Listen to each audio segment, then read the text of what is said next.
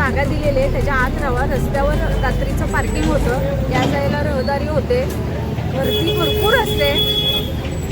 एक अनाधिकृत खाऊ गल्लीसारखं आहे. आम्हाला काय, आम्ही इंटिमेशन ऑलरेडी दिलेलं आहे, एक नाही 4 वेळा 5 वेळा दिले मी तर. आणि अनधिकृतरित्या फरशा एवढ्या लांब 10-10 फूट फरशा पुढं घेतलेल्या आहेत. त्याच्यासमोर ते गाळा लावतात, त्याच्यासमोर पार्किंग असतं आणि त्याच्या रस्त्यावर सगळे लोक असतात. त्यामुळं खूपच इथं ट्रॅफिक कंजेशन तर होतंच आणि विनाकारण गर्दी होते. एक नियमाप्रमाणे नियम घालून दिले त्याप्रमाणे लावला. तुमचे जे खोके आहेत त्याच्यासमोर खोक्याच्या दुप्पट तिप्पट सगळे प्रकारच्या गाड्या लावलेल्या आहेत आणि हे सांगून सुद्धा ऐकलेले नाही आहे. आजही अजूनही विनंती आहे आमची की जे काही तुमचे आखून दिलेले आहेत त्या मर्यादेत तुम्ही तुमचं बिझनेस करा, रस्त्यावर करू नये. तर म्हणून तुम्ही नाही, आता आम्ही मिशन चौक आहे, भौराव चौक आहे, आता सिव्हिल चौकात असंच जाणार आहे.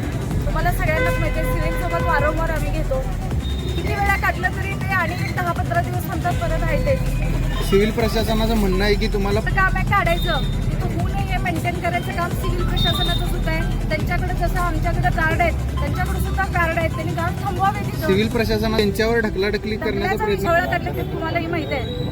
आता वेळापर्यंत 10 वेळा काढलेले आहेत, आजही आम्ही काढणार आहे. तिथं होऊ नये किंवा तिथं काय होऊ नये यासाठी त्यांनी त्यांची सुद्धा सुरक्षा रक्षक तिथं तैनात केले पाहिजेत. कारण लोक तैनात करण्यावर काढणं नाही आहे. एक अतिक्रमण काढायला दिवस जातो, अनधिकृत बांधकामं असतात, अनेक वेगवेगळ्या प्रकारच्या ज्या तक्रारी महानगरपालिकेमध्ये येतात ते पर्सनली जाऊन त्याची उत्तरं घ्यावं लागतात, स्पॉट व्हिजिट करायला लागतात.